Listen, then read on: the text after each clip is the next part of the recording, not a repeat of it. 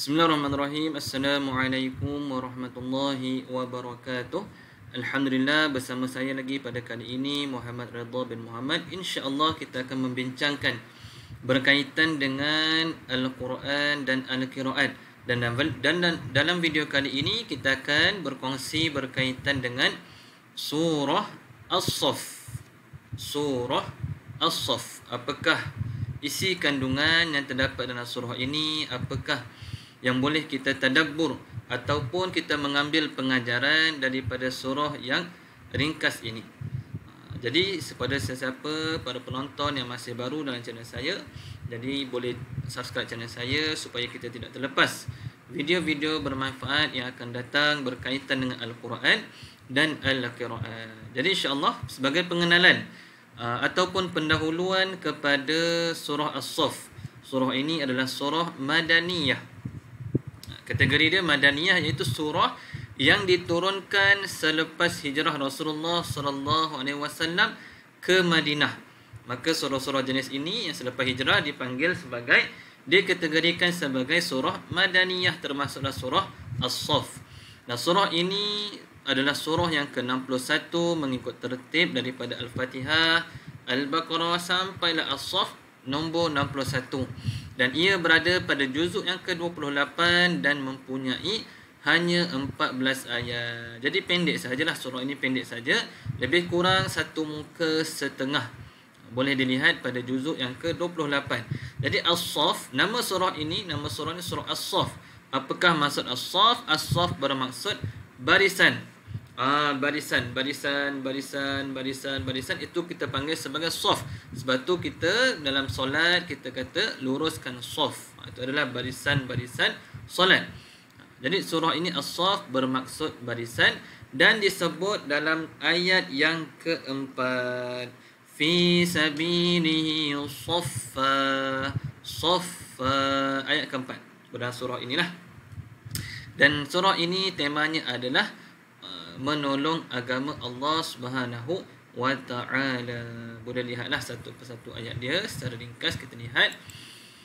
Kemudian bagi isi kandungan surah As-Saff, yang utama pada awal surah ini pada ayat yang kedua hingga ayat dan ketiga, menceritakan berkaitan orang yang cakap tak serupa bikin. Dia pandai cakap je, cakap kau main lagi. Pumpang, tapi tak buat pun. Dia tidak amalkan apa yang dia katakan. Dia hanya pandai berkata-kata sahaja, hanya pandai bercakap sahaja, tetapi dia tidak melakukan atau mengamalkan apa yang dia sebutkan. Apa Allah kata dalam ayat 2 hingga ayat yang ketiga? Bismillahirrahmanirrahim. Ya ayyuhallazina amanu lima taquluna ma la taf'alun. Allah sebut, wahai orang-orang yang beriman. Ya ayyuhallazina amanu, wahai orang-orang yang beriman. Jadi kita kena fokus. Allah nak sampaikan apa kepada kita orang beriman ni? Lima taquluna ma la taf'alun. Yang bermaksud, wahai orang-orang yang beriman, kenapa kamu menyatakan sesuatu yang kamu tidak lakukan? Jadi kalau kita nak cakap sesuatu, kita cuba buat dulu, lakukan dulu perkara tu. Maka kita tak adalah orang cakap kita, alah orang tu cakap je pandai, cakap tak serupa bikin. Janganlah sampai macam tu. Jadi kita perlu lakukan ataupun walk the talk lah. Buat apa yang kita sebutkan. Ini baru kita dapat mengelakkan pepatah cakap tak serupa bikin ni. Ayat ketiga Allah kata apa?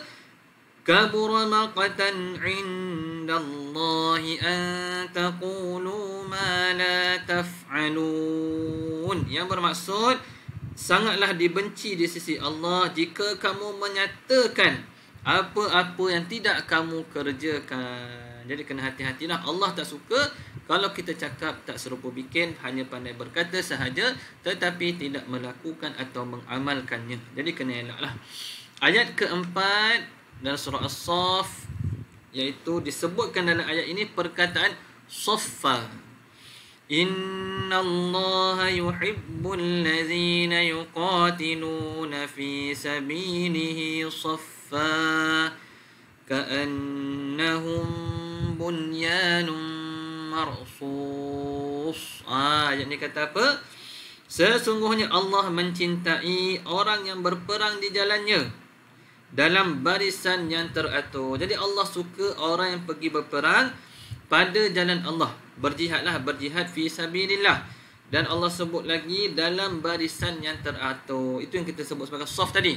Saffa, barisan yang teratur. Seolah-olah mereka seperti sesuatu bangunan yang tersusun kukuh. Jadi bila kita nak buat sesuatu, pastikan kita berada dalam jemaah. Pastikan kita berada dalam saf. Saf yang cantik. Barulah kita boleh menang. Barulah kita boleh mengangkat agama Islam, membawa agama Islam lebih jauh ke hadapan. Jadi Allah suka siapa yang bantu agama dia, siapa yang berjihad fi sabilillah, yang berperang di jalan Allah, melakukan sesuatu kerana agama Islam, Allah suka. Ini pada ayat yang keempat. Dan kemudian ayat 5, ayat 6, ayat 9. Ini menceritakan pula perpindahan tanggungjawab ataupun amanah itu yang daripada Nabi Musa, kemudian dibawa pula Nabi Isa.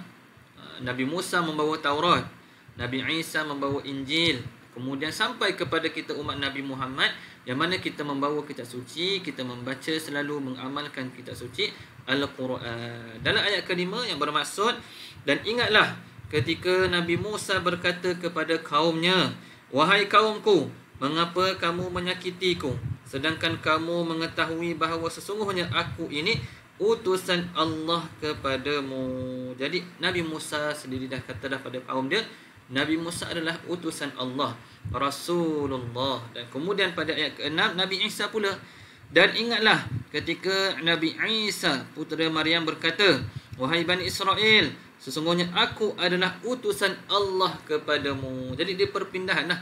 Satu perpindahan yang membawa agama Islam daripada Allah, agama yang mentauhidkan Allah. Dan kemudian pada ayat yang ke-9 yang bermaksud, dialah yang mengutus Rasulnya Nabi Muhammad dengan membawa petunjuk dan agama yang benar untuk memenangkannya di atas segala agama yang lain, meskipun orang-orang musyrik tidak menyukainya.